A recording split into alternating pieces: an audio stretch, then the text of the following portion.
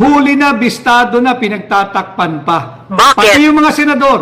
Kaya nga po sabi namin ni Congressman Sid Ungab, yung mga senador na pumirma at yung mambabatas na pumirma rito at hindi nagsasalita, kasabwat po iyan. Tama! Kasabwat po iyan.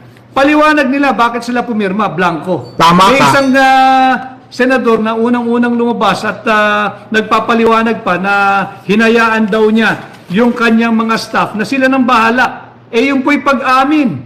Pag-amin po yun. Yan po'y falsification of legislative document. Sasabit ka riyan. Tama ka na At yung naman! mga staff mo, huwag mo namang ilaglag. Trabaho mo yan, ikaw ang senador Ulitin ko, i-demote mo yung sarili mo, ikaw ang maging staff.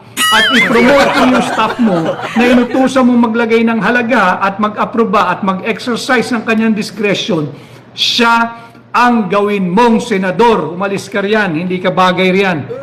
Bakit pagka-hearing kay Alice Guo, pati kung saan nag-aral si Alice Guo, alam mo, bakit yung mga school record, birth certificate ng mga ninuno ni Alice Guo nasa liksik mo, bakit pagdating sa trilyong pisong budget, bulag, pipi, bingi ka, pirma ka lang ng pirma? Yan ang ipaliwanag mo. Oo nga. Yan ang ipaliwanag mo. Huwag ka magtago doon sa yung staff mo ang inutusan mo. Hindi trabaho ng staff mo yan. Hindi naman sila sumasahod ng kagaya ng sahod mo Tama ka.